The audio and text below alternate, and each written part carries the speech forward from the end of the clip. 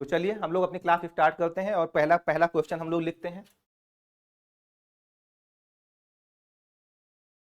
पहला क्वेश्चन लिखते हैं, 19वीं शताब्दी में भारत में, आप लोग को सभी को पेपर तो मिल गया होगा, आप लोग के उस पे आ गया था सारे क्वेश्चन। उन क्वेश्चन को देखिएगा, ऑर्डर प्रयास करेंगे यही रखेंगे जो क्वेश्चन का आज यहाँ पे दिया हुआ है, और देखते हैं मैक्सिमम कितने क्वेश्चन हो जाते हैं 2 बजे तक हम लोग उसको करेंगे। और आप लोग थोड़ा सा शिथिलता मत लाइए। देखिए, जर्नी नो डाउट डर लगता है पीटी से कि पीटी का एग्जाम आ रहा है कि होगा कि नहीं होगा, चीजें क्या हैं, लेकिन मेंस का यही सबसे उपयुक्त टाइम है पढ़ने का। उस 3 महीने का जो समय आएगा, ज्यादा टाइम आप मत दीजिए, कम से कम 1 से 2 घंटे घर पे अभी मेंस के लिए कम से कम दीजिए। और ऐसी चीजें जो मॉडर्न इंडिया में आप यहाँ पढ़ रहे हैं वो कहीं ना कहीं आपको पीटी में भी थोड़ा बहुत हेल्प करेगा ही करेगा। अगर कॉन्सेप्चुअल क्वेश्चन कोई आ गया, नहीं आया तो कम से कम आप लिखना तो सीखते रहेंगे ना, उन पे कॉन्फिडेंस में उन चीजों लोगों पे आगे रहेंगे आप। तो इसलिए इसको लिखने का क्रम अभी आप जारी रखिए। जिन बच्चों का यूपी पीसीएस का प्री है, मोस्ट प्रोबेबली वो अनाउंस हो रहा है कि मार्च में ही एग्जाम होगा, और 17 मार्च के आसपास एग्जाम होने का पूरी उम्मीद है। तो उन बच्चों को पहले ही जनवरी तक कम से कम अपनी चीजें करिए, फरवरी और मार्च मोर देन सफिशिएंट टाइम रहेगा। और पीटी का तो आप लोग पढ़ ही रहे 5 दिन, कम से कम 1 से 2 दिन जो यहाँ पे चीजें चल रही हैं उसको कवर कीजिए। बाद में अगर जब जैसे पीटी निकलेगा आप लोग के लिए ईज रहेगा, क्योंकि वो पीटी के बाद चीजें सीखने वाली नहीं होती हैं। हमने कहा कि वो ब्रशअप वाला टाइम होता है, उसमें आपकी जो चीजें हैं उन चीजों को आप एक तरीके से दोबारा से अपने नोट्स को, जो कहते हैं शॉर्ट नोट्स करना, अपने नोट को आप शॉर्ट करते हो, वहां लिखना नहीं सीखोगे आप, क्योंकि पूरी भीड़ वहां लिखना सीखेगी, वो पूरी भीड़ ज्वाइन करेगी टेस्ट सीरीज, और 5 क्वेश्चन 10 क्वेश्चन पर डे लिख के कहेंगे हम ना लिखने का। वहां पे केवल टेस्ट सीरीज का फायदा ये होता है, विद इन टाइम लिखने की प्रैक्टिस आपकी हो जाती है। मान लीजिए आपने कोई टेस्ट सीरीज ज्वाइन भी किया, इसलिए नहीं कि आप अपना इवेल्युएशन वहां करने चल रहे हैं कि मुझे मार्क्स कितना मिल रहा है, मुझे क्या हो रहा। विद इन, बस हम इतना कहते हैं कि जो 3 महीने का टाइम है वो विद इन टाइम में लिखने वाला समय होता है, उस समय सीखने वाला समय नहीं होता। जो सीखने के लिए गया फिर उसका सिलेक्शन विलेक्शन होता होता नहीं है। बाद में देखोगे यार मार्क्स मिल ही नहीं रहा, सब कुछ लिख के आए हैं। तो जितना सीखना उधर सीख लो आप लोग, ना कुछ करोगे, नहीं मेहनत कर पा रहे हो, कम से कम आके बैठ के एक दिन देख लिया करिए। और आप लोग अगर घर भी रहेंगे तो इतनी चीजें नहीं सीख पाएंगे। और ऑनलाइन मोड का, जो बच्चे रेगुलर ऑनलाइन कर रहे हैं उनके लिए तो ठीक है, और जो बच्चे एक बार ऑफलाइन आते हैं दोबारा ऑनलाइन में जाते हैं उनके लिए थोड़ी दिक्कत होती है। देख लेने वाली प्रवृत्ति होती है, हम देख लेंगे कल, और कभी कोई देखता उगता नहीं है वो। फिर वो जो यार जो रेगुलर ऑनलाइन कर रहा हो तो उसका अपना एक टाइम टेबल बना होता है, हमको रेगुलर ऑनलाइन क्लास देखनी है। और जो रेगुलर ऑनलाइन नहीं देख रहा, ऑफलाइन देखता हो, फिर कहेगा ऑनलाइन यार मिल रहा।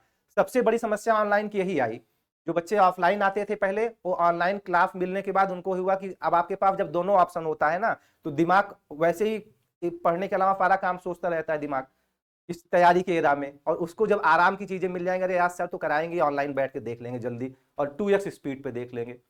उसका नुकसान भी है 2x स्पीड पे देखने का, कि चलो भगा के हम चीजें को देख लेंगे, क्योंकि यूट्यूब की जर्नी में आजकल लोग कहते नहीं फास्ट फूड की तरीके पे या जंक फूड के कि जल्दी हमें कुछ मिल जाए और छोटा सा मिल जाए। और 1.5 घंटे में एक दिमाग की भी चीजें लेने का, एक अपना समझने का एक वो होता है, कहते हैं साइंटिफिक एक ऑर्डर वो है उसका। उसमें आप 1 घंटे की चीज अगर 10 मिनट में सीखेंगे या करेंगे तो कितना बेहतर आप कर पाओगे। या तो पहले से आपकी इतना अच्छा आपकी पकड़ हो सब, तो अभी आप लिखना सीख रहे हो और ऑलरेडी चीजें जो कवर हो रही हैं। तो हम उम्मीद यही करेंगे जो नेक्स्ट ऑफलाइन की क्लास होगी, जो सारे बच्चे ऑफलाइन आते तो वो लोग आप आइएगा ही आइएगा, नहीं तो ऑनलाइन क्लास तो चलती ही रहेगी। हम लोग अपनी जर्नी जो है बीच में रोकेंगे नहीं। अगर एक बच्चा भी रहेगा तो उन बच्चों को के लिए भी हम लोग काम करवाएंगे अपना, ठीक है ना। और हमने कहा है कि मॉडर्न इंडिया इस महीने समाप्त हो रही तो समाप्त हो रही है, जर्नी ऑलरेडी 1919 तक आज पहुंच जाएगी, ठीक है। और उसके बाद अगले जो अगला फैटरडे, 3 फैटरडे मुझे और मिलेगा इसमें, और 3 फैटरडे में लगभग मॉडर्न इंडिया अच्छी तरह पूरी समाप्त हो जाएंगे सारे क्वेश्चन उसके। इवन कहिए कि हम वर्ड के में भी प्रवेश कर सकते हैं इसी मंथ में, ठीक। तो हम लोग शुरू करते हैं आज का पहला क्वेश्चन। क्योंकि 1900 लगभग 1900 ईस्वी जब लॉर्ड कर्जन तक पहुंचना, 20वीं सदी के पूर्वार्ध में पहुंचने के क्रम में हम लोगों ने क्या देखा, हमने कहा कि एक क्वेश्चन अपना रह गया था आंग्ल प्राच्य विवाद पे। क्योंकि आंग्ल और प्राच्य विवाद पे क्वेश्चन हमेशा पीटी में पूछता रहा है कि भाई आंग्ल और प्राच्य विवाद क्या है। और आप जो भी बच्चे पहली क्लास देखे होंगे हमारी, हम बार बार जब यही कहते हैं कि मेरी क्लास मोतियों की माला की तरीके से है, एक भी कड़ी आप छोड़ोगे और बाद में आप लाख कहोगे तो मेरा कराने का फायदा नहीं है, क्योंकि रैंडम क्वेश्चन तो आप कहीं भी देख सकते हो। इस क्वेश्चन के माध्यम से पूरा सिलेबस कवर कराने का मेरा उद्देश्य है। तो हमने जब पहले फेज में 3 चीजें बताई थी, पहले क्वेश्चन लिखते हैं उसके बाद समझाना शुरू करते हैं। पहला है 19वीं शताब्दी में,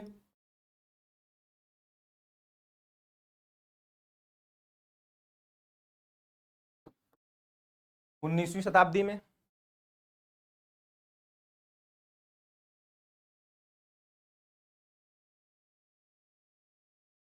भारत में प्राच्यवादी,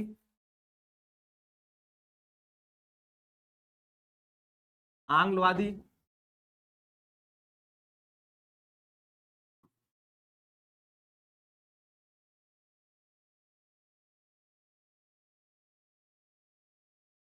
विवाद की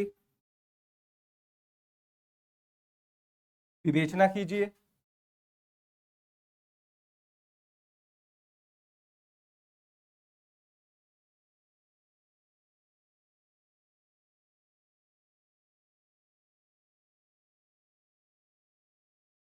इसके परिणाम एवं प्रभाव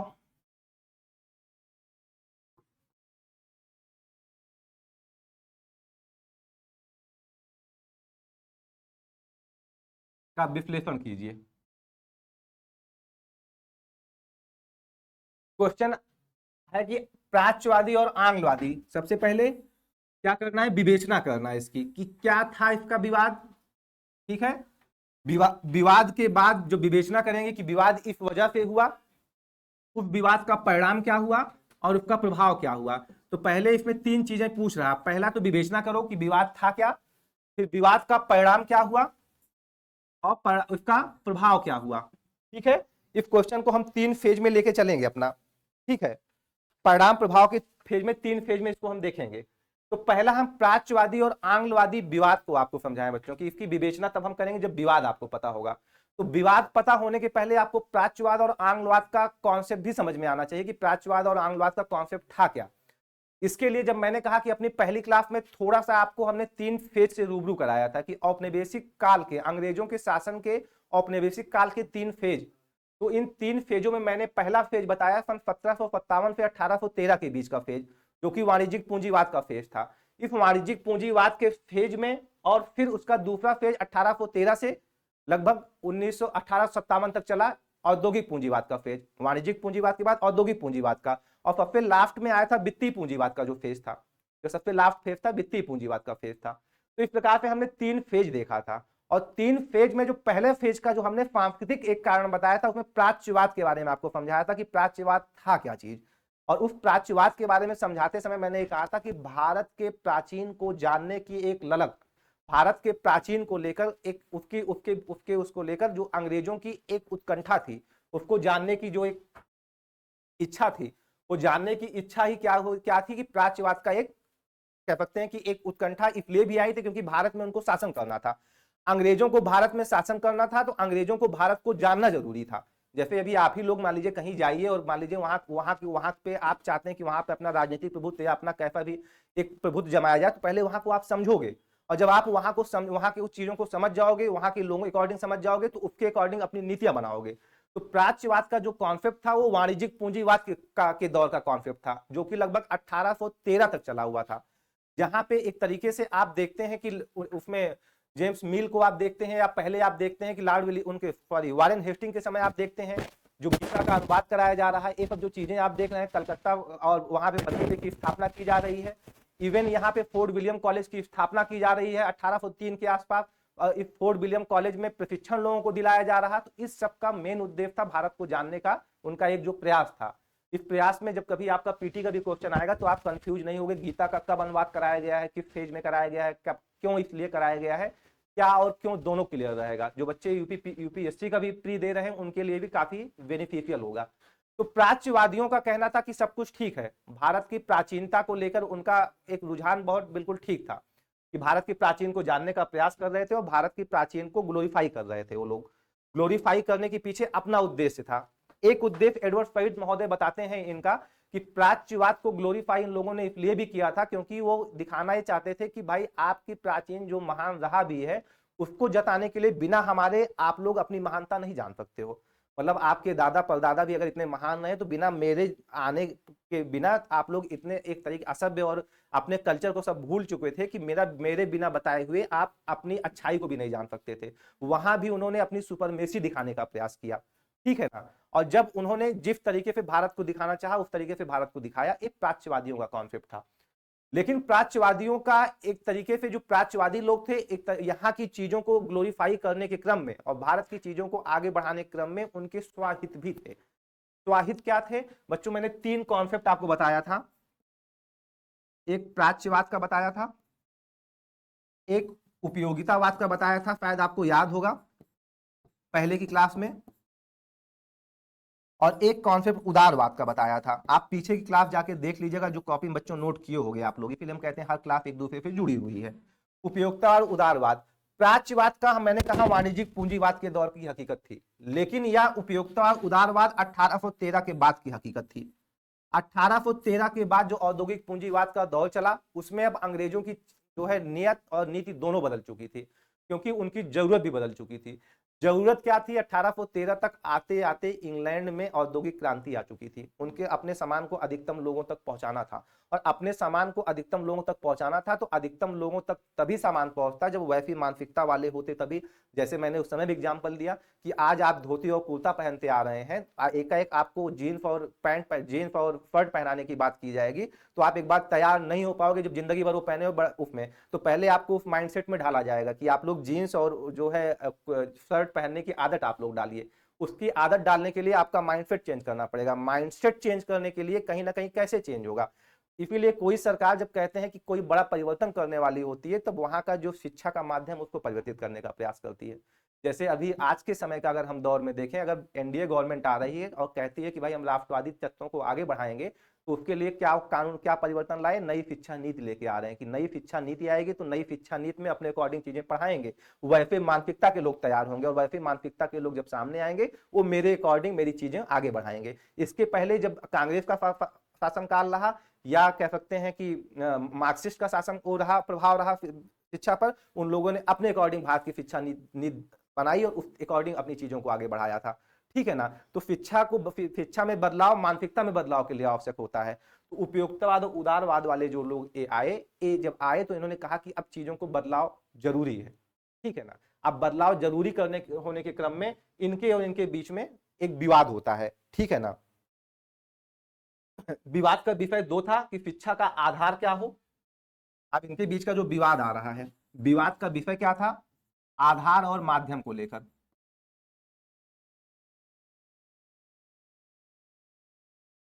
आधार और माध्यम को लेकर, ठीक है, कि आधार क्या हो और माध्यम क्या हो। ठीक है, आधार और माध्यम को लेकर इनके बीच में आपसी विवाद था।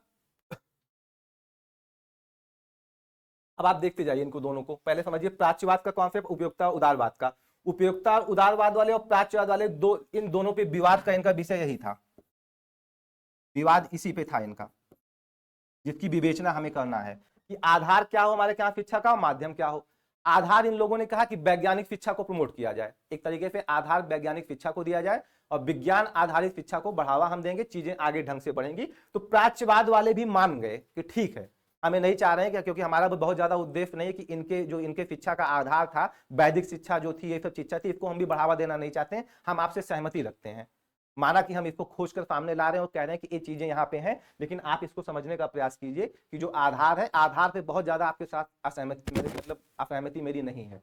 असहमति है कहाँ? माध्यम को लेकर, क्योंकि उदारवाद और उपयोगितावाद वाले इनका समय काल क्या है बच्चों? 1813, और 1813 के बाद का समय, क्योंकि सबसे पहले 1813 में ईसाई मिशनरियां आ रही हैं भारत में। एक क्वेश्चन 2018 का प्री का भी पूछा गया है, ईसाई मिशनरियों और अंग्रेजी शिक्षा के भारत में आने का कालक्रम को लेकर क्वेश्चन पूछा गया था। तो 1813 में आ रही है यहाँ पे मिशनरियां, अंग्रेजी शिक्षा को लेकर आ रही हैं। तो इस जो विचारधारा वाले लोग थे, इन्होंने कहा कि जो यहाँ का शिक्षा का माध्यम होना चाहिए वो अंग्रेजी शिक्षा होनी चाहिए। ठीक है ना? अंग्रेजी माध्यम होना चाहिए। और जो एक प्राच्यवाद वाले थे, इन्होंने कहा कि नहीं, मातृभाषा में शिक्षा दो यहाँ पे। इस चीज को लेकर थोड़ा सा आपसी विवाद इनका विषय था। अब विवाद का हल क्या निकला बच्चों? आप जानते हैं जब 1813 का समय काल आएगा, आप लोग साइड में थोड़ा थोड़ा चीजें अपने समझ के लिए लिखा करिए, आंसर तो हम लिखा ही देंगे जो आपको लगता है कि हमारे कभी काम आ सकता है। अब बात क्या हुई? 1813 का समय, 1813 औद्योगिक पूंजीवाद का समय था। औद्योगिक पूंजीवाद जब प्रभावी होगा तो जाहिर सी बात है ये दोनों विचारधाराएं प्रभावी हो जाएंगी, तो जीत तो इन्हीं की होनी थी। अंतोगत परिणाम क्या निकला? परिणाम निकला ये कि भाई उदारवाद या उपयोगितावाद, या कह सकते हैं जो पाश्चात्यवादी लोग थे, ठीक है ना, या उपयोगितावादी लोग थे, इनकी जीत हुई और शिक्षा का माध्यम अंग्रेजी माना गया। और जब शिक्षा का माध्यम अंग्रेजी माना गया तो अंग्रेजी तो मान लिया गया, तो इस तरीके से हमने जो विवेचना कर दी कि प्राच्यवाद और आंग्लवाद के बीच का विवाद क्या था। विवाद का मैंने कहा कि इनका विवाद होने का कारण इनका समय काल, समय काल इनका पहले था, इनका बाद, और बाद की आवश्यकता अंग्रेजी माध्यम में शिक्षा और अंग्रेज और वैज्ञानिक आधार पर शिक्षा को बढ़ावा देना रहा था। फिर हमने कहा कि चूंकि अब विवाद होगा, विवाद होने के बाद निष्कर्ष निकलेगा, निष्कर्ष ये निकला कि भाई अब आधार भी अंग्रेजी होगा और माध्यम भी, सॉरी, आधार वैज्ञानिक शिक्षा होगा और माध्यम अंग्रेजी होगा। इस पे एक तरीके से इसका परिणाम में आया, जब विवेचना आप करेंगे तो ये चीजें सामने आ जाएंगी। फिर आता है कि भाई इसका परिणाम एवं प्रभाव क्या हुआ। हमने कहा परिणाम तो ये चीजें आ गई, इनकी चीजें आ गई, लेकिन परिणाम और भी व्यापक रहा। इसका परिणाम व्यापक क्या रहा? एक तो क्या हुआ कि भारत में अंग्रेजी शिक्षा को एक तरीके से बढ़ावा मिला, और मातृभाषा में शिक्षा देने को बाद में किया तो गया, लेकिन हमारे यहाँ पे क्या हुआ कि इसका प्रभाव भी बहुत व्यापक रहा। परिणाम के रूप में अंग्रेजी शिक्षा आई, और चूंकि अंग्रेजी शिक्षा खर्चीली थी, आप जान ही रहे हैं कि एकाएक कोई चीज आप लागू करवाते हो तो उसमें खर्च भी आता है। तो अंग्रेजी शिक्षा बड़ी खर्चीली थी, तो इसका तरीका क्या खोजा गया कि भाई अंग्रेजी शिक्षा को अधिकतम लोगों तक कैसे पहुंचेगा। तो एक फिल्ट्रेशन थ्योरी, निष्पदन सिद्धांत का नाम आपने सुना होगा, मैकाले की नीति जिसे आप कहते हो। मैकाले की निष्पदन की थी कि कुछ चुनिंदा लोगों को ऊपरी शिक्षा में आप दक्ष करो, उनके माध्यम से नीचे छन छन के जो है वो चीजें शिक्षा पहुंच जाएगी। तो इससे क्या हुआ, जो भारत में शिक्षा का परिणाम क्या हुआ, जो भारत में शिक्षा का व्यापक आधार था वो कमजोर पड़ गया। क्योंकि ये माना जाता है कि 1830 के आसपास ब्रिटिश पार्लियामेंट में इस चीज का 1830 के आसपास ब्रिटिश पार्लियामेंट में इस चीज को प्रस्तुत किया गया था, और यह माना गया 1930 का है में भी, गांधी जी ने इसको स्पष्ट रूप से सामने लाया है और कहा था कि ये चीजें मानी गई थी भारत में 1830 तक, इनमें 1820 1830 तक जो भारत में शिक्षा का एक तरीके से परसेंटेज था वो लगभग 90+ आसपास था, जबकि उसमें गुरुकुल शिक्षा को हमने नहीं लिया था। ध्यान रखिएगा, ये ऑथेंटिक डेटा है, ऑथेंटिक सोर्स है, कि अगर कल को कहा जाए कि अंग्रेजी शिक्षा आने के बाद क्या भारत देश को फायदा मिला या नुकसान, तो इसका नुकसान हम ये कह सकते हैं कि गांधी जी ने इसको इंडिकेट किया और कहा कि पार्लियामेंट में आप अपने देश में प्रस्तुत किए हो कि भारत की जो 1830 के आसपास जो शिक्षा का दर था, परसेंटेज था, वो लगभग 90+ आप बता रहे थे, उसका आधार चाहे जो भी रहा हो, क्योंकि आज शिक्षित होने का आधार अपना नाम लिखना वो आप मानते हो, जो भी हो उन लोग की शिक्षा का आधार जो भी रहा हो, लेकिन आपने अपने डेटा अपने सोर्स में बताया है कि भारत में एक तरीके से जो शिक्षा का परसेंटेज था वो 90+ था।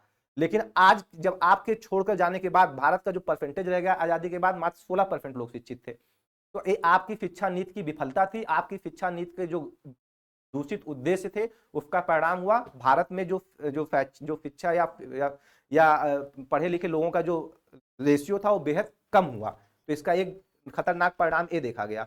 दूसरी बात, इसका जो प्रभाव अगर भारत पे देखें तो इसका प्रभाव भारत पे नेगेटिव ही हुआ, अंग्रेजों के तो हित में हुआ, लेकिन भारत में प्रभाव इसका नेगेटिव हुआ, क्योंकि भारत में एक तरीके से सामाजिक विभाजन ने भी इसमें क्रिएट किया। अभी भी आज भी आप देखते होंगे एक लाइन लिखी आती है अधिकतर उसमें कि लॉर्ड डलहौजी जो है भारत की आजादी के साथ तो मर गया, बट लॉर्ड विलियम बेंटिक आज भी हमारे सामने खड़ा मुस्कुरा रहा है। इस लाइन को मैंने आपसे कहा था, पहले भी चर्चा की है। तो ये लाइन इसीलिए लिखा जाता है, इसके परिणाम या प्रभाव के में उसमें लिखा जाता है कि आज भी इंडिया और भारत के बीच का डिवाइड बना हुआ है। अभी संसद की लगातार चर्चा चल रही है, इंडिया भारत का विवाद जो सामने आ रहा है, आप लोग देख ही रहे हैं। आज भी इंडिया और भारत का विवाद आप देखिए क्या है। इंडिया, उन लोग जो अंग्रेजी खासकर जो प्रमोट करने हैं उसके पक्षधर होते हैं, वो नहीं चाहते कि इंडिया नाम चेंज हो। तो वो जो खाई वो बनाना चाहते थे, इसका वो खाई आज भी यहाँ पे बनी हुई है। सामाजिक आधार पर विभाजन को बढ़ावा मिला है, भारत में जो शिक्षा का आधार रहा है वो कमजोर हुआ है। तो ये सब इसके प्रभाव रहे हैं, ठीक है ना। परिणाम तो इनके विवाद के बीच जो निकला उसका परिणाम भी उस समय भी घातक रहा, उनके हित में हमारे नुकसान में ही रहा, और प्रभाव तो आज तक हम उस प्रभाव से हम लोग बाहर नहीं आ पाए हैं। तो इसका परिणाम प्रभाव और विवाद आप लोग समझ गए। किसी को कोई दिक्कत परिणाम विवाद और प्रभाव में कोई दिक्कत नहीं होगी। कल को आंग्ल प्राच्य विवाद पे कोई क्वेश्चन आएगा किसी तरीके का, आप लोग सॉल्व कर ले जाओगे, और आएगा ही आएगा। शिक्षा पे कभी क्वेश्चन आएगा तो आंग्ल प्राच्य विवाद पे क्वेश्चन हमेशा आता ही रहता है, ठीक है ना। एक तरीके से कल्चरल उसमें भी पूछ सकता है क्वेश्चन, अगर जो कल्चर का आपका फ्लेवर डिफाइन है वहां भी क्वेश्चन इसको पूछ सकता है। इस क्वेश्चन को हम लोग लिखना शुरू करें अब, ठीक है। कोई आप लोग की समस्या होगी तो आप लोग पूछिएगा, तारतम्यता बिल्कुल मत तोड़िए। क्लास में आने के पहले, गुड मॉर्निंग सभी लोग, क्लास में आने के पहले एक बार मन करता होगा ना चलें, लेकिन आप क्लास में आने के बाद आपको ये चीजें महसूस होंगी हमें मिला क्या है, ठीक है ना। तो आप लोग क्लास को बिल्कुल गैप मत किया करिए, जो मिल रहा लेते चलिए, बहुत काम आएगा आपको उसमें। किताबों की दुनिया में, किताबों की चीजों में सब लाइनें एक साथ नहीं मिलेंगी आपको। वो समझ किताब, कोई भी किताब आप पढ़ लीजिए, जाके आप किताब पढ़ लीजिए, विवाद आप पढ़ लेंगे, चीजें पढ़ के निकल जाएंगे, जो भी किताब आप लोग पढ़ते होंगे। और लेकिन उस किताबों में जो एक सारी कनेक्टिविटी है, ये सारी कनेक्टिविटी आपको नहीं मिल पाएगी, ठीक है ना। और प्रयास मेरा यही होता है कि यूपीएससी के जो क्वेश्चन हो उसी की इर्द गिर्द चीजें बनाएं, ठीक है ना, क्योंकि आप लोग यूपीएससी में कम से कम आप लोग इसमें रहे कि हम लिख क्या रहे हैं। और जो पीसीएस के बच्चे हैं वो लोग भी चिंता मत कीजिए, इसमें क्या होगा वो सीधे बस पूछ लेंगे, प्राच्य और आंग्लवाद की विवाद पर चर्चा कीजिए। अगर वहां स्ट्रेट फॉरवर्ड पीसीएस क्वेश्चन आएगा, जब आप इसमें लिखने के काबिल रहेंगे वहां पे तो आप और नवाचार डाल पाएंगे ना अपनी चीजों में। तो इसलिए आप लोग बार बार आप लोग से निवेदन यही हर क्लास में ही होता है कि जब आप क्लास में आइए तो क्लास में रहिए। 5 क्वेश्चन 6 क्वेश्चन करेंगे, लेकिन इसका लिखने का फायदा आपको अन्य पेपरों में भी होगा। जिस तरीके से हम कंक्लूजन लेके जाते हैं, पे फॉरवर्ड लेके जाते हैं, उसको सब सीखने का प्रयास कीजिए। चलिए हम लोग लिखते हैं अपने इसको।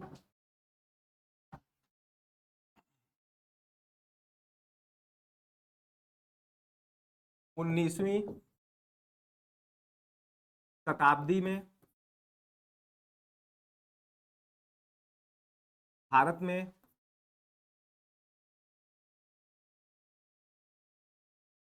प्राच्यवादी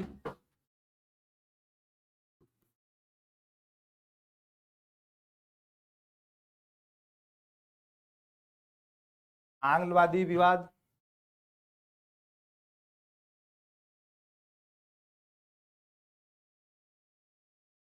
भारत में शिक्षा की दशा दिशा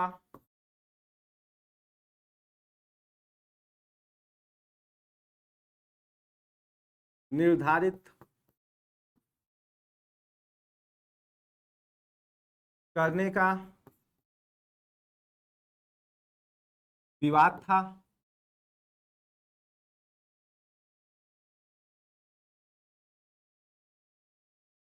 जहां इसका परिणाम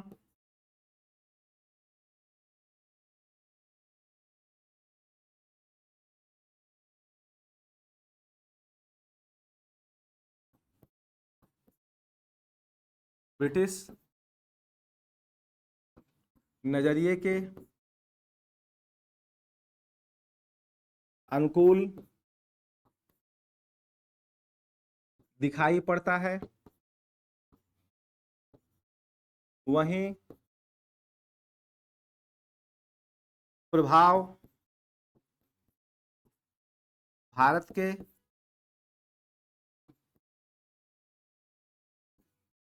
प्रतिकूल। ठीक है,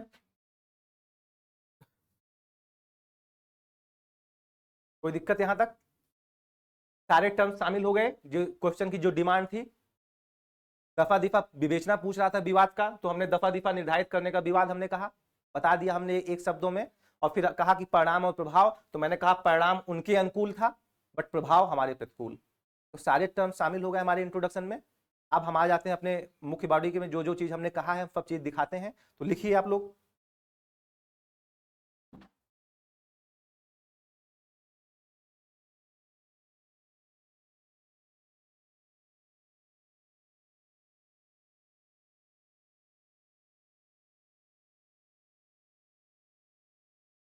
भारत में प्राच्यवादी आंग्लवादी विवाद का विषय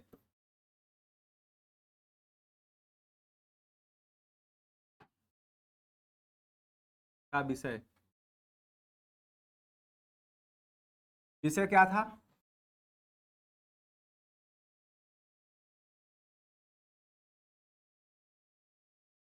भारत में शिक्षा का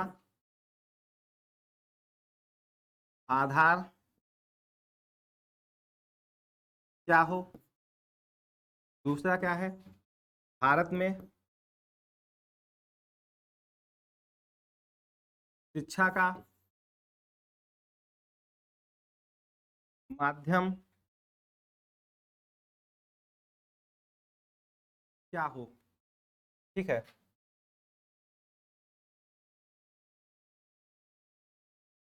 भारत में शिक्षा का माध्यम क्या हो, तो पहला लिखिए।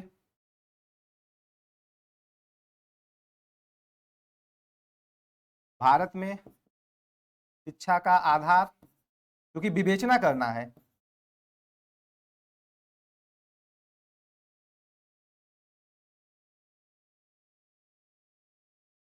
ठीक है, भारत में शिक्षा का आधार लिखिए। इस मुद्दे पर लगभग दोनों की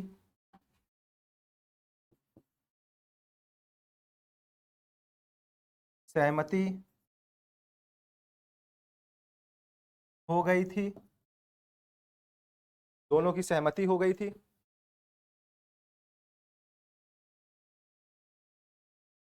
क्योंकि आंग्लवादी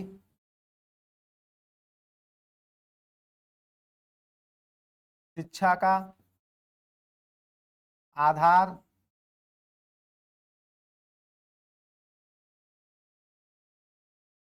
ज्ञान विज्ञान, अंडरलाइन करिएगा, ज्ञान विज्ञान की शिक्षा को मानते थे।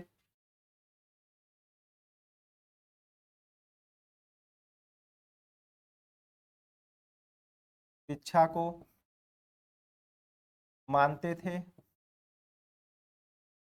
शिक्षा को मानते थे। प्राच्यवादी भी, प्राच्यवादी भी इससे अंततः अपनी सहमति जता चुके थे।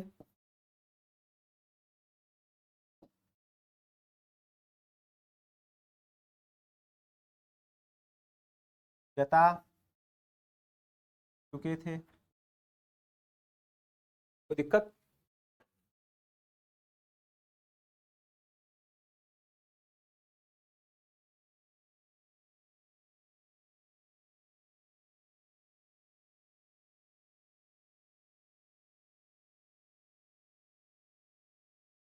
ठीक है, यहां तक कोई दिक्कत नहीं, आगे बढ़ जाए। दूसरा, शिक्षा का माध्यम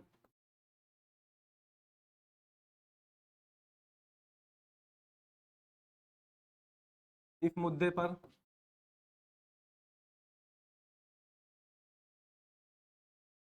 विवाद गहरा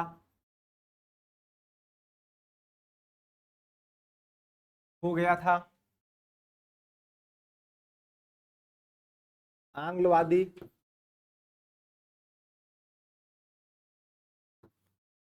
ब्रैकेट में मैकाले व ट्रेवेनियर, क्वेश्चन पूछता है पीटी में आंग्लवादियों के में कौन शामिल थे। मैकाले व ट्रेवेनियर, मैकाले व ट्रेवेनियर मानते थे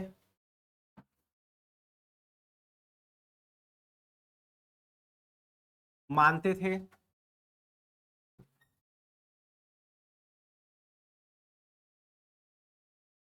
अंग्रेजी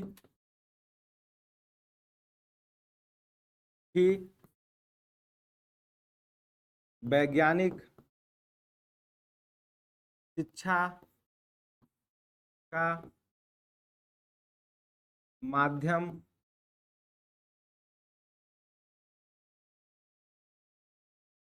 हो सकती है, अंग्रेजी वैज्ञानिक शिक्षा का माध्यम हो सकती है। वहीं प्राच्यवादी, अंडरलाइन कर लीजिएगा, वहीं प्राच्यवादी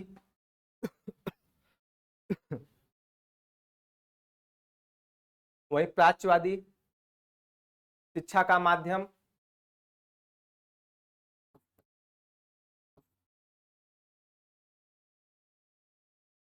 शिक्षा का माध्यम अंग्रेजी को बनाए जाने के पक्षधर थे। ठीक है, यहां तक कोई दिक्कत नहीं। अब अंततः जीत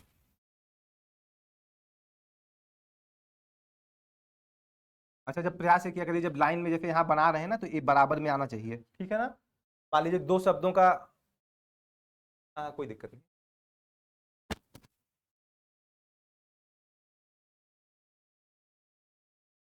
सॉरी, हाँ 1 मिनट, आपने सही सही वो किया। वही प्राच्यवादी शिक्षा का माध्यम मातृभाषा को बनाए जाने के पक्षधर थे। इस सही कर लीजिए बच्चों आप लोग, मातृभाषा को बनाए जाने के पक्षधर थे। यही है आप लोग का कॉन्सेप्ट, बिल्कुल इतना क्लियर रहेगा कि अगर आप लोग की कहीं गलतियां भी होंगी तो उन गलतियों को आप लोग खुद ही डिकोड कर लो जाओगे कि क्या हमारी गलतियां हो कहाँ रही हैं, ठीक है ना। तैयारी और कॉन्सेप्ट क्लियरिटी ऐसे ही होनी चाहिए। जो सेप की पॉलिसी है, कॉन्सेप्ट क्लियरिटी बेहतर होगी तो एक्सप्रेशन बेहतर कर पाएंगे, एक्सप्रेशन बेहतर होगा तभी प्रेजेंटेशन बेहतर होगा। दिक्कत समस्या यहाँ कॉन्सेप्ट क्लियरिटी ही नहीं है। तोड़कर चीजों को पढ़ेंगे, घटना वाइज पढ़ेंगे, काल वाइज पढ़ेंगे तो कभी नहीं कर पाएंगे। हमने कहा कि जो घटनाएं यहाँ घटित हो रही वर्ल्ड लेवल पर उसको जोड़कर देखो। मॉडर्न इंडिया को जिसने वर्ल्ड हिस्ट्री से जोड़कर पढ़ा है वही सबसे अच्छी तरह उसकी मॉडर्न इंडिया तैयार होती है। वरना पॉलिटी और मॉडर्न इंडिया को लेकर यूपीएससी के बच्चे थोड़ा सा रिलेक्टेंट फील करते हैं कि ठीक है यार ये हो जाएगा, क्योंकि उसमें उनकी रुचि होती है। और मॉडर्न इंडिया इतनी आसान क्यों लगती है आप लोग को?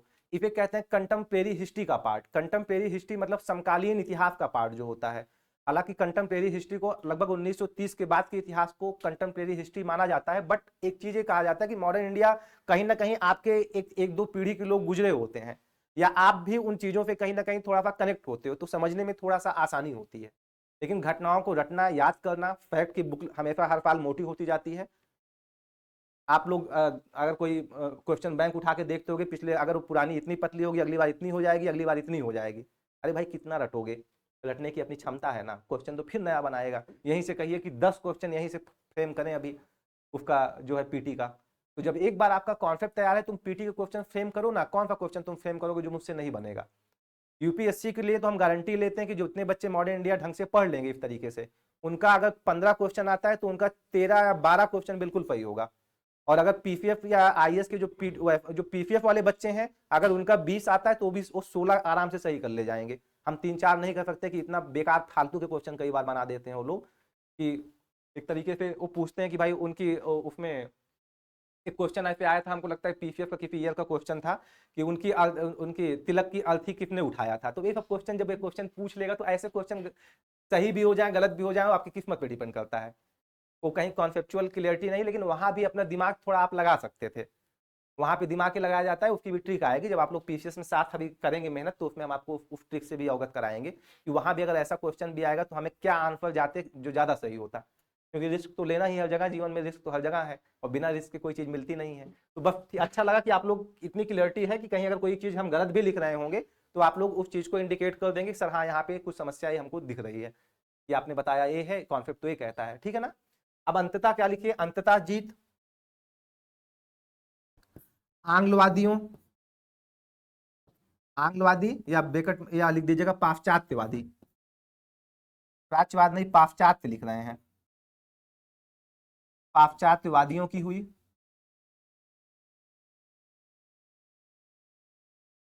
आंग्लवादी या पाश्चात्यवादियों की हुई, ठीक है। यहां तक किसी कोई दिक्कत नहीं। ये हो गया हमारी विवेचना वाला पार्ट, कंप्लीट हो गया विवेचना का पार्ट। अब हम आ जाते हैं इसका परिणाम क्या रहा, ठीक है, लिखिए।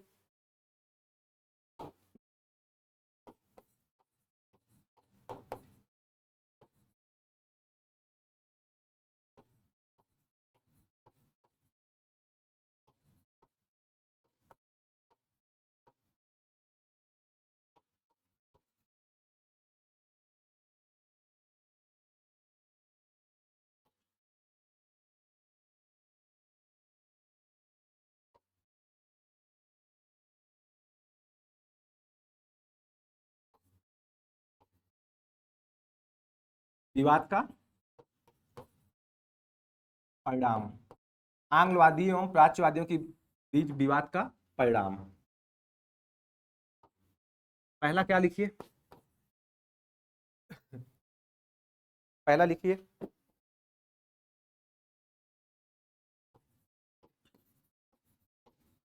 माध्यम के रूप में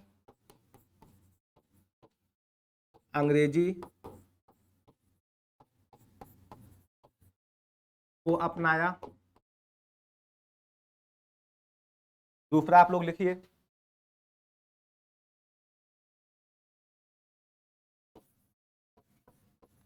शिक्षा के क्षेत्र में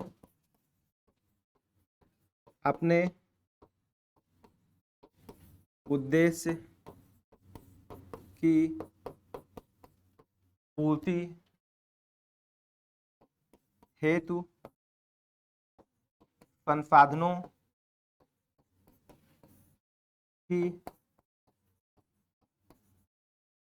आवश्यकता, वहीं अंग्रेजी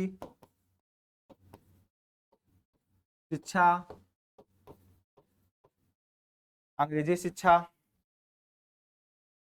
वही अंग्रेजी शिक्षा खर्चीली, इसके लिए फिल्ट्रेशन अंडरलाइन करिएगा, फिल्ट्रेशन थ्योरी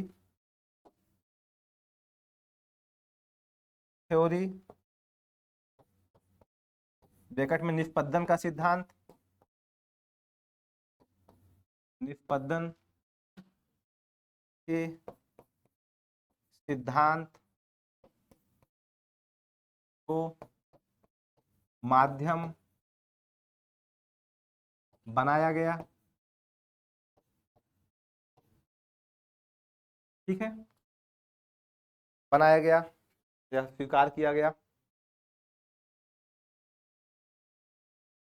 अगला पॉइंट लिखते हैं, यहां तक हो ही गया होगा आप लोग का, यहां तक हो ही गया होगा। ठीक है, यह तीसरा पॉइंट है ना, यह भारत में ब्रिटिश वस्तुओं के विस्तार का आधार बना। चौथा पॉइंट लिखिए, आधार बना।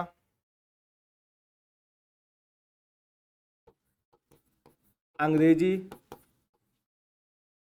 शिक्षा के प्रचार प्रसार के माध्यम से ईसाई मिशनरियों की भूमिका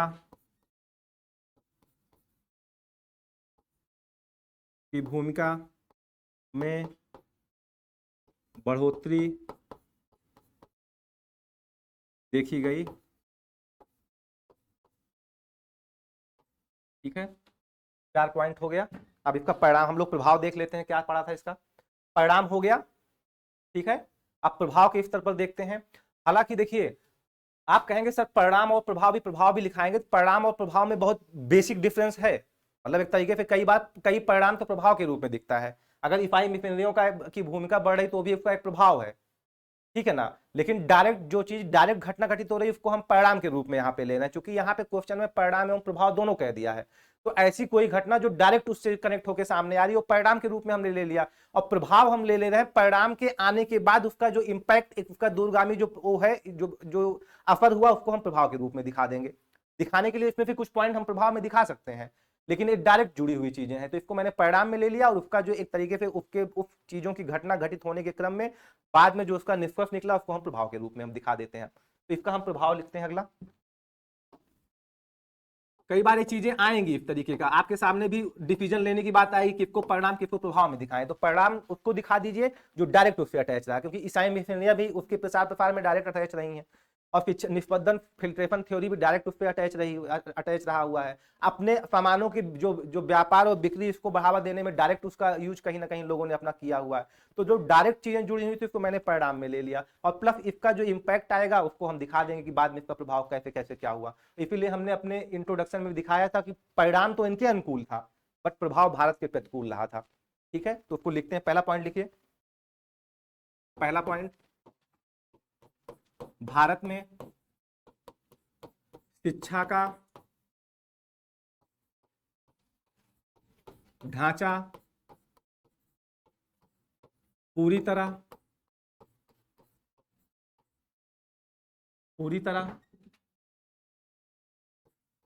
चरमरा गया, पूरी तरह चरमरा गया। उदाहरण, स्वतंत्रता के समय भारत की साक्षरता दर मात्र 16% थी। ठीक है, दूसरा पॉइंट लिखिए। दूसरा पॉइंट लिखिए, सामाजिक विभाजन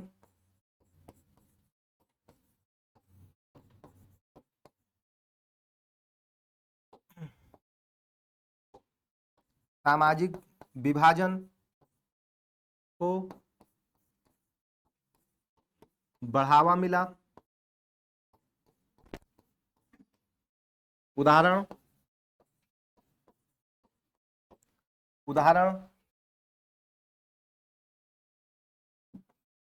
इंडिया व भारत का विभाजन, इंडिया व भारत के बीच विभाजन। इस पॉइंट में कोई दिक्कत नहीं आप लोग को? ठीक है, अगला पॉइंट लिखिए। अब सभी मौलिक विचार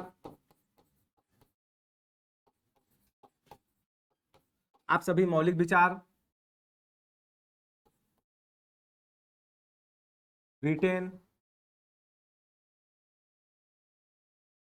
या पश्चिम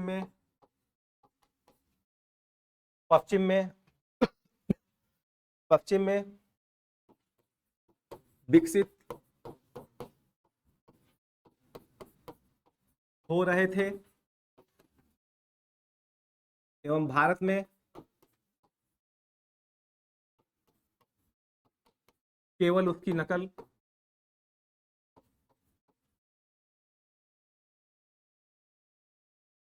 ठीक है, इसको समझने का प्रयास कीजिएगा बच्चों।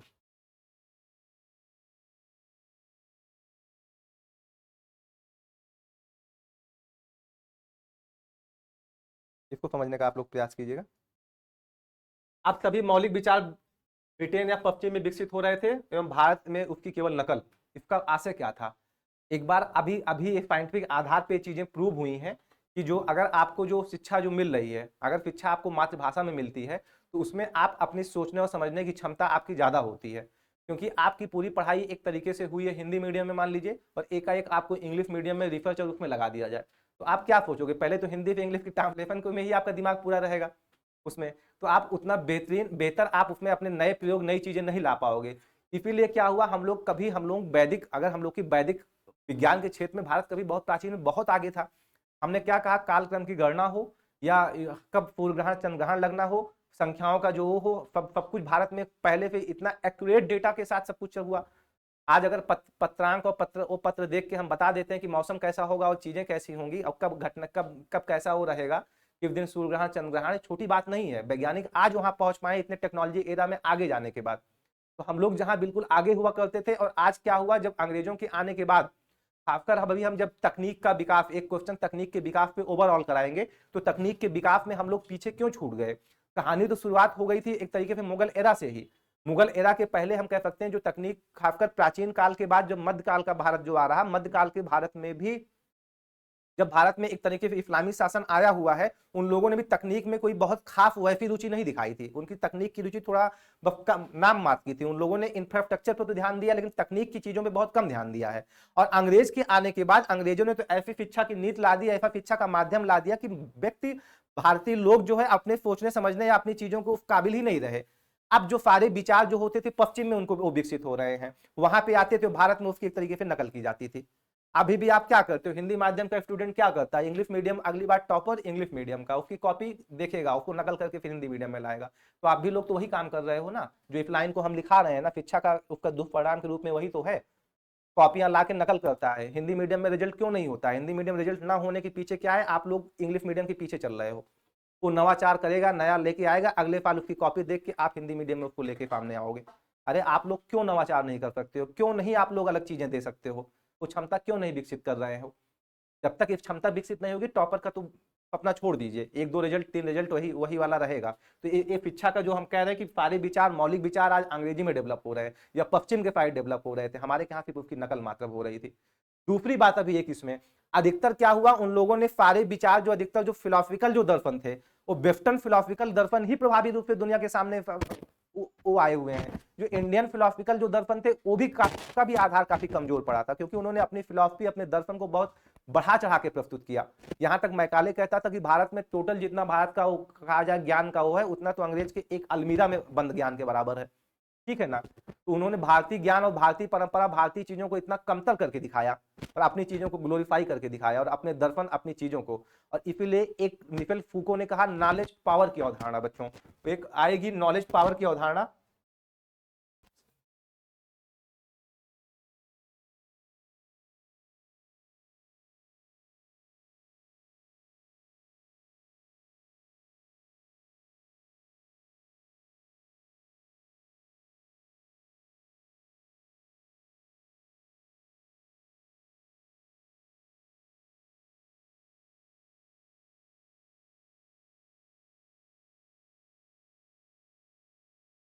इस संडे संडे की आप लोग की क्लास और थोड़ा सा दिक्कत है, फिर ये सारी झंझट खत्म हो जाएगी इसी संडे को।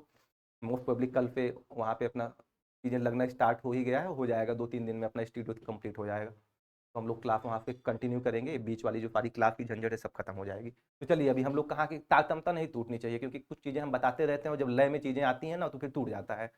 हम क्या कुछ बता रहे थे, बड़ा इंपॉर्टेंट आप लोग को बता रहे थे हम, कहाँ रुके हुए थे हम। हाँ मिफिल फूको उनको बारे में बताया, नॉलेज पावर की अवधारणा। आप लोग ध्यान रखिएगा, एक कॉन्सेप्ट आता है नॉलेज पावर की अवधारणा, नॉलेज पावर की अवधारणा।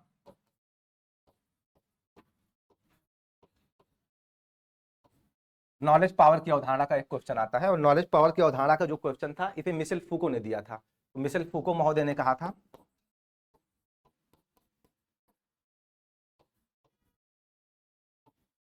जो ज्ञान पे राज करेगा वो दुनिया पे राज करेगा। आज क्या है, जिसका तकनीक पे राज हो दुनिया पे राज कर रहा कि नहीं कर रहा। अमेरिका आज दुनिया पे राज कर रहा क्योंकि उसके पास तकनीक का वो है। और कहा कि आगे जो भी दुनिया को चलाएगा जिसके पास नॉलेज होगी। तो नॉलेज पावर की अवधारणा, तो नॉलेज जब अब नॉलेज पावर का हब यूरोप बन के आ रहा है, भारत में तो नॉलेज पावर की चीजें भारत कहीं कहीं कोसों पीछे छूट गया। यहां तक कि स्वामी विवेकानंद को आके उस समय कहना पड़ा कि भाई कभी हमारा दर्पण महान दर्पण हम लोग हुआ करता है, भाई उसको पहचानो। भारत एक तरीके दर्पण या फिलोसफी के माध्यम से धर्मगुरु बनने की क्षमता रखता है। इसलिए कई बार कहा जाता है कि आधुनिक राष्ट्रवाद के जनक के रूप में उनको प्रस्तुत किया जाता है। ठीक है ना। तो ये नॉलेज पावर की अवधारणा, तो आप देख रहे हैं कि नॉलेज पावर की अवधारणा का कॉन्सेप्ट क्या है। ठीक है। अब इसमें मिशेल फूको महोदय आज एक कॉन्सेप्ट पूरी तरह लागू होता है। तो उन लोगों ने क्या किया है, उन लोगों ने एक तरीके से हमारे यहाँ का जो एक तरीके से नॉलेज का जो हब सेंटर था उसको शिफ्ट कहाँ कर दिया, इसके माध्यम से ब्रिटेन या पश्चिम की तरफ शिफ्ट कर दिया। और भारत कहीं ना कहीं काफी आज 100-150 साल पीछे होने के क्रम में आगे बढ़ गया था। इस पॉइंट में कोई दिक्कत नहीं। और इस क्वेश्चन कभी पीटी में पूछता है तो इसको आप लोग लिख ले जाना, बता देना क्या है इसका कॉन्सेप्ट क्या था।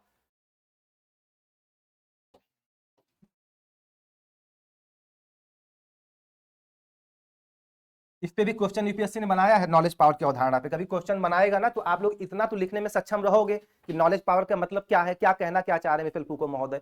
और इतनी नॉलेज आपके पास है, इसी क्वेश्चन के फैक्ट और टर्म को उठा के वहां यूज कर लेना कि आज हमारे यहाँ पे क्या था, लेकिन नॉलेज पावर की अवधारणा में आज दुनिया में हम क्या क्या देख रहे हैं। जो भी है हर एक को अपने तकनीक के उसमें देख रहा, चाहे वो एआई टेक्नोलॉजी हो, चाहे जिसमें हम आगे बढ़ने की सब लोग बात कर रहे हैं। तो वहां पे जोड़ के आप लिख ले जाओगे जब आपका बेसिक कॉन्सेप्ट आपको क्लियर होगा। चलिए हम लोग अगला अगला पॉइंट लिखते हैं, चौथा।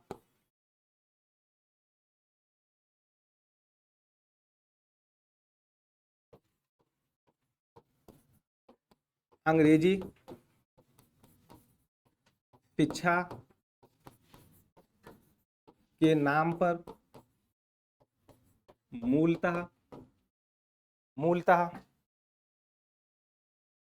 साहित्य एवं दर्शन की शिक्षा पर बल।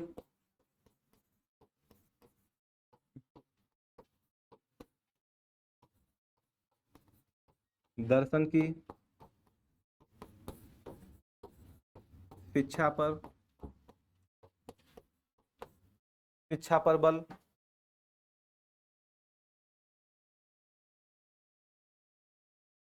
शिक्षा पर बल। ज्ञान विज्ञान की शिक्षा का तिरस्कार हुआ।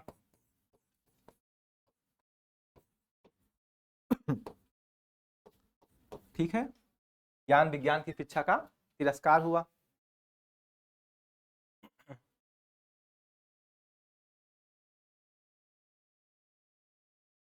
अगला पॉइंट,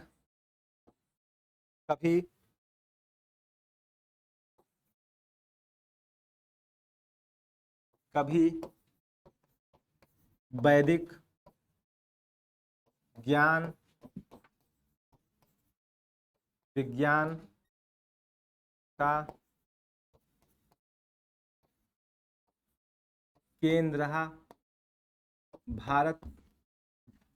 भारत। अब तकनीक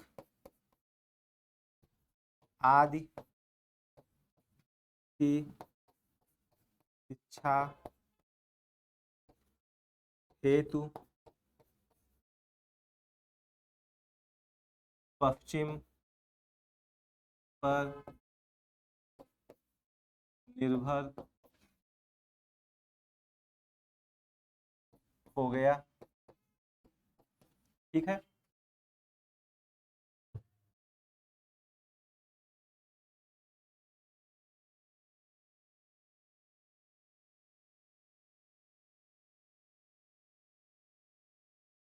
अब इसका कंक्लूजन लिखें हम लोग।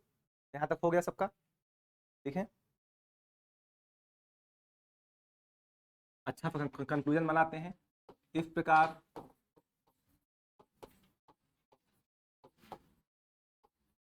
प्राच्यवादी आंग्लवादी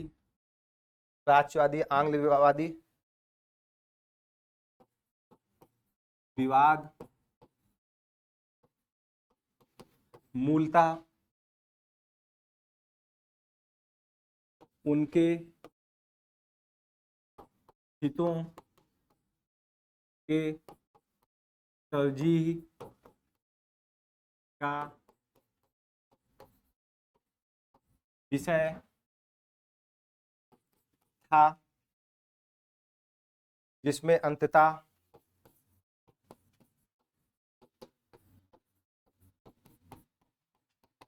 विजय ब्रिटिश सर्वोच्चता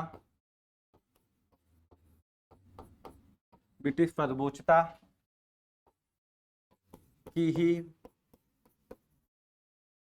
हुई।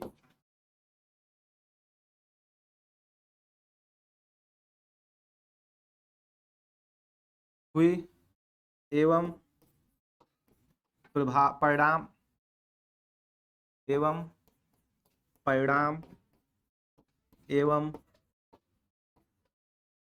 परिणाम तथा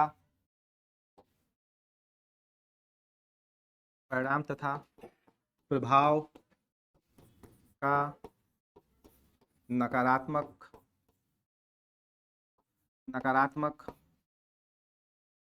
असर भारत पर हुआ। ठीक है, या भारत को झेलना पड़ा।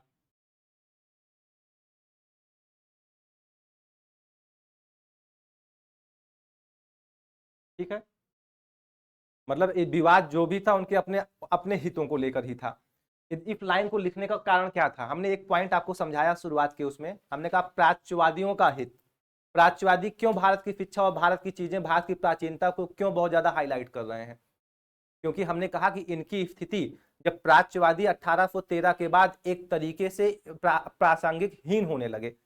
क्यों होने लगे? क्योंकि जो यहाँ प्राच्यवादी लोग थे, जब बार बार यहाँ की प्राचीनता की बात कर रहे थे और दुनिया में जब वहां पे पश्चिम में उदारवाद और उपयोगितावाद का दौर आया, तो वहां के जो बुद्धिस्ट बौद्धिक लोग जो थे, वो बौद्धिक लोगों का जब प्रभाव बढ़ने लगा, तो प्राच्यवादियों ने अपने प्रभाव को बढ़ाने के क्रम में यहाँ पे यहाँ पे मातृभाषा और इसकी यहाँ की प्राचीनता की बात कर रहे थे, क्योंकि अपने अपनी प्रासंगिकता भी उनको साबित करनी थी, बनाए रखनी थी। इसलिए चूंकि उसका कहीं पे स्कोप नहीं दिख रहा था, उसका स्कोप मैंने कंक्लूजन में इसलिए बनाया कि इस प्रकार प्राच्यवादी आंग्ल विवाद का मूलतः उनके हितों को तरजीह का ही विषय था। जो ये विवाद था मूलतः अंग्रेजी और उसका जो हम बात किए, मूलतः उनके हितों की ही बात थी। उनका आपसी विवाद ऐसा नहीं कि भारत को की प्राचीन को बहुत आगे ले जाने के लिए लड़ रहे थे, वो मूलतः उन्हीं के अपने अपने ही हितों के तरजीह का विषय था। और जिस अंततः विजय ब्रिटिश सर्वोच्चता की ही होनी थी, जो कि ब्रिटिश सर्वोच्चता की ही हुई, अंग्रेजी यहाँ लागू हो गई है, ठीक है ना। और इसका परिणाम एवं प्रभाव अगर देखा जाए तो भारत पर नकारात्मक ही हुआ है। कंक्लूजन जो आपका होना चाहिए, एक तो वे फॉरवर्ड बेहतर कंक्लूजन होना चाहिए, जो विजनरी होना चाहिए। एग्जामिनर जब पढ़े तो समझ जाए कि आप कहाँ ले जाना चाहते हो चीजों को, ठीक है। उसको एक क्लिक करना चाहिए। हम बार बार कहते हैं अंत भला तो सब भला, पहले शुरुआत कितनी अच्छा हो, अंत बेहतर करिएगा। हमने अपना एग्जाम्पल आपको दिया है, कम नॉलेज में भी बेहतर नंबर मुझे मिलता था, क्योंकि कंक्लूजन हम हमेशा बेहतर लिखने का प्रयास करते थे, जिसमें एक भाव होता है, चाहे जिसमें, क्योंकि अगर क्वेश्चन पढ़ते पढ़ते अगर लगे कि नहीं हो, लास्ट में पढ़े तो सब समझ जाए कि हाँ जाना कहाँ, लेके कहाँ जाना चाहता है। पेन मार्क्स देते समय आधा एक नंबर बढ़ा ही दे आपका, ठीक है ना। तो कंक्लूजन को जितना बेहतर बना पाइए क्षमता के अकॉर्डिंग, धीरे धीरे बन जाएगा। आप लोग कंक्लूजन देखा करिए हम कैसे लिखने का प्रयास करते हैं।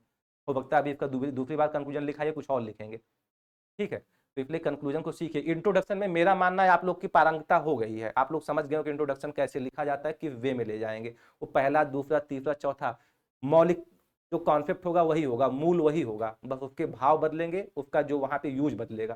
सेकंड पेपर आएगा तो उसी चीजों को हम एक तरीके से जो है आर्टिकल इसके माध्यम से बताएंगे। थर्ड पेपर का आएगा तो हाँ हम डेटा और इसको यूज करेंगे, लेकिन मूल वही रहेगा कि क्वेश्चन की सारी डिमांडों को फुलफिल करने वाला होगा इंट्रोडक्शन, ठीक है ना। एग्जामिनर समझ जाए, इंट्रोडक्शन कंक्लूजन नहीं लगना चाहिए कि वहीं आप कंक्लूजन पे मत पहुंच जाइए।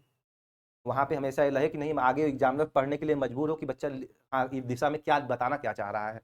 अगर हमने कहा कि इसका इंट्रोडक्शन के रूप में हम देखें, अगर तो जब हमने इंट्रोडक्शन इसका लिखा था तो हमने क्या लिखा था, ब्रिटिश नजरिए के अनुकूल दिखाया पड़ते हैं, वही प्रभाव भारत के प्रतिकूल। अब एग्जामिनर सोचेगा कि प्रतिकूल क्या दिखा रहा है, जब हम वहां लिखें तो सारी प्रतिकूलता को मैंने आगे इंडिकेट किया हुआ है। उनके अनुकूल बता रहे हैं तो परिणाम के रूप में उनकी अनुकूलता वाला पक्ष हमने वहां दिखा दिया है। तो जो आप लिख रहे हैं, एग्जामिनर आपका पेपर कॉपी पढ़ने के लिए मजबूर करिए उसे, और जब पढ़े तो पानी की तरह पीता जाए, वो चाहे एसे का पेपर हो या चाहे आपका कोई भी पेपर हो, उसकी तारतम्यता नहीं टूटनी चाहिए बीच में। एग्जैक्ट क्वेश्चन के डिमांड को हिट करने वाला और तारतम्यता बने रहने वाला होना चाहिए। हम लोग अगले क्वेश्चन पे चलते हैं। पहले इस क्वेश्चन पे और क्या क्या क्वेश्चन बन सकता है उसको हम लोग लिख देते हैं। देखिए इस पे क्वेश्चन क्या बन सकता है।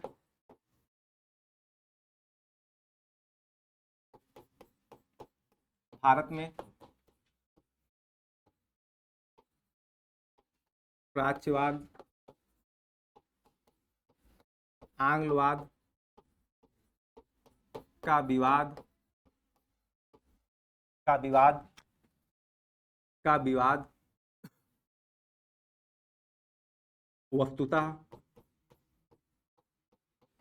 वस्तुतः ब्रिटिश हितों के तरजीह पर आधारित थी।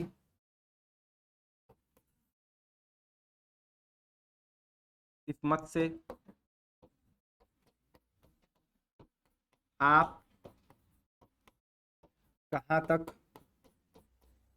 सहमत हैं? देखिए बच्चों, इस क्वेश्चन में सीधे जो मैंने भी समझाया कि जो प्राच्यवाद और आंग्लवाद का पूरा विवाद हमने आपको दिखाया था, हमने कहा कि ये उनके ब्रिटिश हितों के तरजीह पर आधारित थी। तो वहां आप दिखाइए कि पहले तो विवाद बताएंगे, विवाद क्या था, वो सारे पॉइंट विवाद वाले बता दीजिएगा। जब हमने कहा कि उनके तरजीह पर आधारित, तो प्राच्यवादी लोग इसका पक्ष क्यों ले रहे थे, अब आप यहाँ बताइएगा कि प्राच्य उनकी तरजीह पर प्राच्यवादी इस तरीके से अपनी प्रासंगिकता को बनाए रखते हुए वहां भी ब्रिटिश हित ही देख रहे हैं, वो भारतीय हित नहीं देख रहे हैं। उदारवाद और उपयोगितावाद, चूंकि उस समय जो दौर चल रहा है, एक तो उनकी टकरार प्राच्यवादियों से है और दूसरा तत्कालीन समय की जो जरूरत थी उसके उसके अकॉर्डिंग उन्होंने अपने आंग्लवाद का जो जो उनका विचार था या सिद्धांत था उसे लाने का प्रयास कर रहे थे। आप उसमें दिखा देना, सारे पॉइंट तो वही मिलेंगे जो हमने लिखाया है, बस उसमें क्या हो, क्वेश्चन के अनुकूल चीजें बदलेंगी। आप समझ रहे हैं ना? बस वहां पे बस प्राच्यवाद को फोकस कीजिए कि प्राच्यवाद क्यों इसको विवाद का विषय बना रहा है। वहां पे बस विवाद का विषय लिखने के बाद प्राच्यवादियों का तर्क मत का पक्ष क्या है, या कह सकते हैं कि उसके पीछे का पक्ष क्या है, तो उसके पीछे का तर्क या पक्ष में आप वो बताइए कि प्राच्यवादियों को चुनौती मिल रही थी ब्रिटेन में, अब वहां बैठ के आंग्लवादियों से अपने उसको उनको आगे वो रखना था। प्लस आगे का जो डेवलपमेंट है वो प्राच्यवादी अपनी विचारधारा, अपनी क्षमता या अपने सिद्धांत के अकॉर्डिंग करने के लिए प्रयासरत थे। बट आंग्लवादियों का पक्ष क्या था, तो आंग्लवादी जो तरजीह दे रहे थे, चूंकि आंग्लवादी एक नई विचारधारा थी, प्राच्यवादियों की विपरीत आई हुई विचारधारा थी और उनके उनके बाद आई हुई विचारधारा थी, और जो कि औद्योगिक पूंजीवाद के अनुकूल थी, इसलिए उन्होंने इस तरीके से चीजों को लागू करने का प्रयास किया। ठीक है, यहां पे इसको दिखा देंगे। अगला हम लोग लिखें,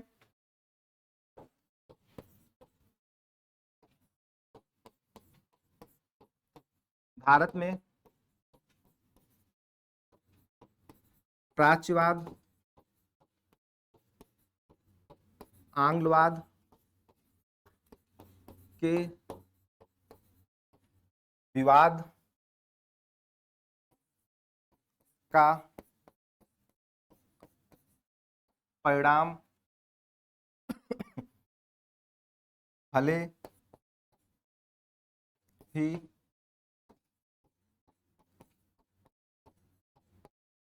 ही आंग्लवादियों के पक्ष में रहा हो, परंतु वास्तविक वास्तविक पराजय प्राच्यवादियों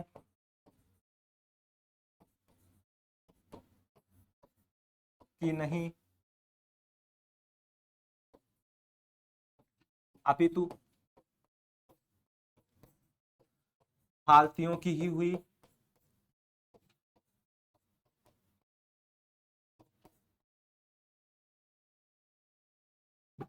टिप्पणी करें।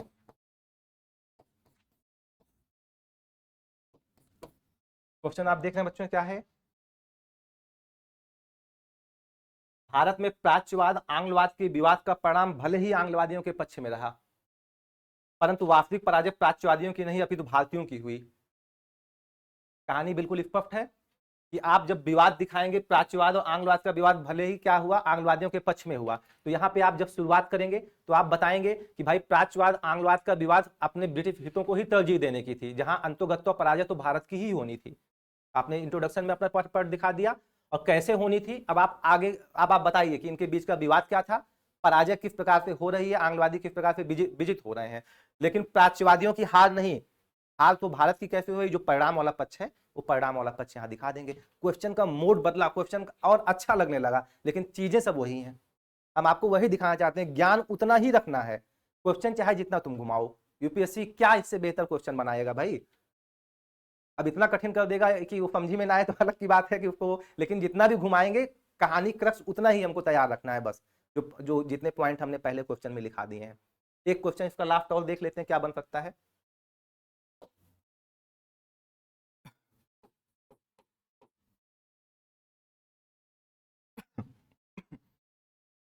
क्या क्वेश्चन बनाएं, क्या छूटा है।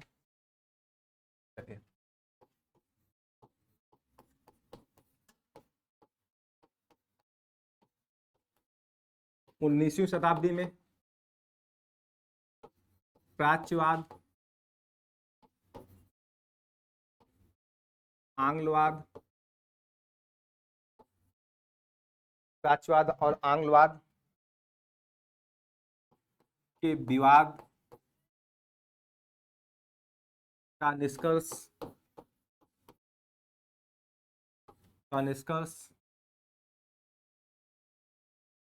अंततः भारतीय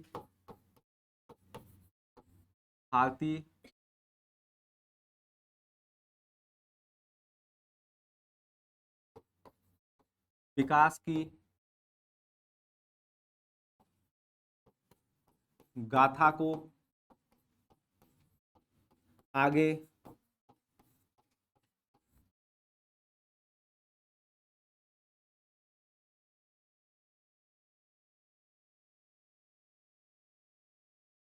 आगे दो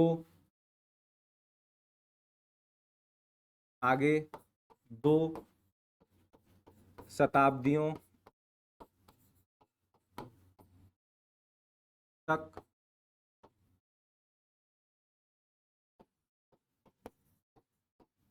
रोकने वाला रहा।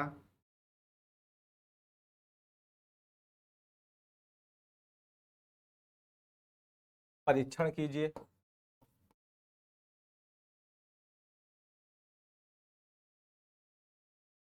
पब्लिक चर्चा कीजिए।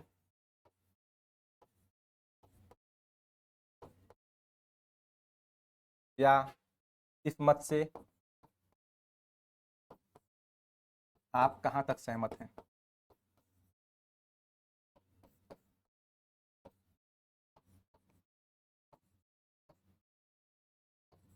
ठीक है।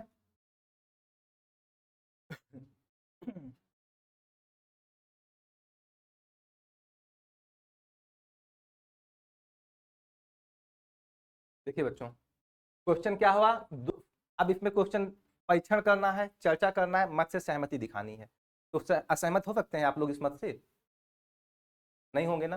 ये तो क्लियर है कि अब इसकी दिक्कत नहीं कि टेल वर्ड कहाँ ले जाएगा, उसमें आपको दिक्कत नहीं है कि सहमत होंगे कि असहमत होंगे, कहाँ तक सहमत होंगे, कहाँ तक असहमत होंगे। अभी और गाथा आगे बढ़ने दीजिए। हमने क्या कहा, पीटी निकालना ही मुख्य उद्देश्य नहीं है। जिस साल पीटी निकले उस साल फाइनल करके आप लोग चले जाइए।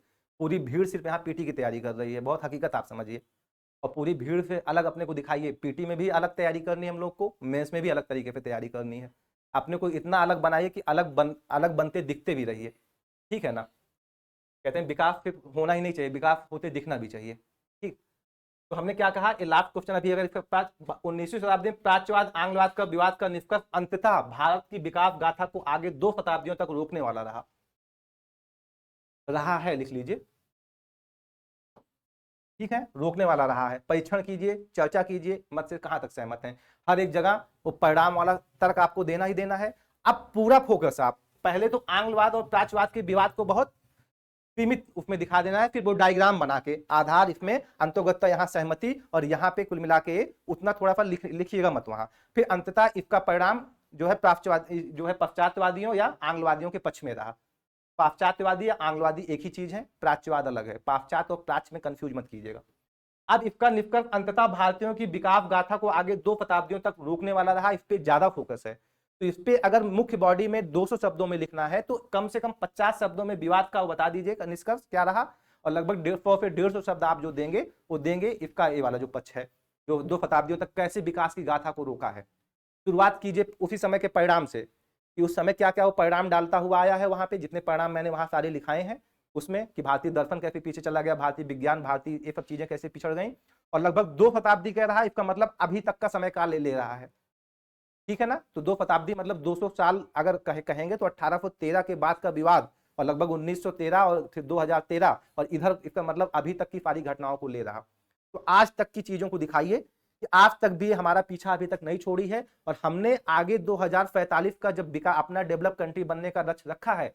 आज जब अमृत महोत्सव के काल में इतिहास में भी कैसे करंट की चीजों को ऐड किया जाता है, ये भी कला सीखिए आप लोग। इस क्वेश्चन में उसका यूज कीजिए कि अमृत काल में आके आज हमारे देश में अमृत महोत्सव, जब हम आजादी के 75 साल पूरे होने पे हम आजादी का अमृत महोत्सव मना रहे हैं और आगे 2045 तक विकसित भारत का सपना देख रहे हैं, तो उस विकसित भारत में औपनिवेशिक मानसिकता से बाहर निकलने की बात भी हम कर रहे हैं।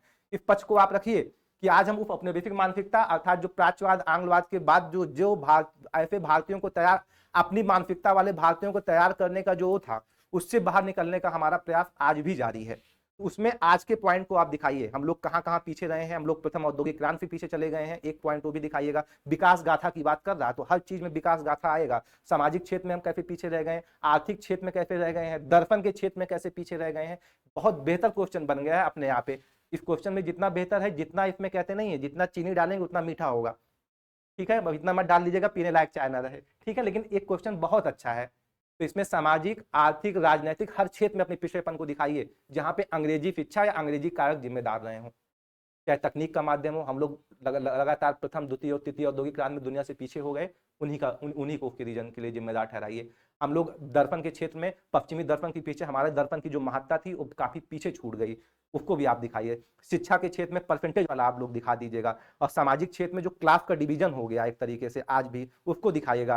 राजनीतिक क्षेत्र में आज क्या दिखाइएगा, राजनीतिक क्षेत्र में कहीं ना कहीं जो पश्चिम की मानसिकता है उससे भी बाहर लोग नहीं निकल पा रहे हैं। जब अंग्रेजी शिक्षा को हटाने, जब भारत या भारतीय शिक्षा को मातृभाषा या मतलब यूनिवर्सल उसको बनाने की जब बात की जाती है तो उसका विवाद हम लोग देख रहे हैं राजनीतिक रूप से। लोग कह रहे हैं नहीं अंग्रेजी को ही एक्सेप्ट करो साउथ और उसमें, तो नॉर्थ साउथ का डिवीजन हम देख रहे हैं राजनीतिक क्षेत्र में भी। तो राजनीतिक हो गया। आर्थिक क्षेत्र में क्या हुआ, तकनीक में पीछे हुए तो देश को आर्थिक नुकसान का भी उसका खामियाजा भुगतना पड़ा। हमारी जो सरकारी सेक्टर इतना आगे होने के बावजूद भी हम लोग अपने मानव संसाधन को उस तरह नहीं डेवलप कर पाए हैं। ऐसे कनेक्ट कीजिए यार, सारी चीजें करंट की चीजें तो कनेक्ट हो रही है ना। इतिहास में लिख के आओ, कितने बेहतर आपको मार्क्स देगा उसमें। तो सामाजिक क्षेत्र में, आर्थिक क्षेत्र में, राजनीतिक क्षेत्र में, नैतिक स्तर पर भी हमारा क्या हुआ है, नैतिक स्तर पर एक तरीके से पतन हुआ है हमारा। क्यों पतन हुआ है, हम लोग एक तरीके से जो हम लोग क्लास डिफरेंस आज हमने देखना शुरू कर दिए हैं, उनको निकृष्ट रूप से, जो अगर अंग्रेजी नहीं आती तो उसको निकृष्ट देखना, ये भी नैतिकता का पतन ही तो है ना ये। तो इस तरीके से आप उसको प्रेजेंट कीजिए, जोड़िए। हमने क्या कहा, ऐसे उसे में कॉपी कम पड़ जाएगा, लिखने लगो यार। आप लोग के पास इतने पॉइंट होना चाहिए, कनेक्टिविटी का एक तरीका होना चाहिए। हमने कहा ऐसे उसे में तो आप लोग की, हमने क्या कहा, शब्द की कमी नहीं रहेगी, या थॉट, नए थॉट प्रोसेस या नई चीजों को देने की कमी नहीं रहेगी। ऐसे वैल्यूएबल आंसर बनाना। इस क्वेश्चन को हम आपसे चाहेंगे सारे बच्चे इस क्वेश्चन को लिखिएगा, इससे आपको जीएस में बहुत फायदा देगा ये क्वेश्चन, ठीक है। हम लोग आगे बढ़ें। टाइम भले लग जाता है 10-15 मिनट ज्यादा, उसके लिए आप लोग परेशान मत रहिए। मेन उद्देश्य यहाँ ये नहीं है कि क्वेश्चन की श्रृंखला खड़ा कर देना। मेन उद्देश्य है कि यहाँ से बनने वाले नंबर, आप चार क्वेश्चन कवर हो गया 1 घंटे 15 मिनट के अंदर ना, तो ये मेन उद्देश्य हमारा ये है। 4 नहीं, यहाँ बनने वाले 40 क्वेश्चन भी आप लोग कम से कम उसमें हो रही है, काबिल रहिए। मार्केट में क्या चल रहा है उसको भूल जाइए, जो यहाँ मिल रहा उसको लेने का प्रयास बिल्कुल कीजिए, ठीक। अगले क्वेश्चन पे हम लोग चलते हैं।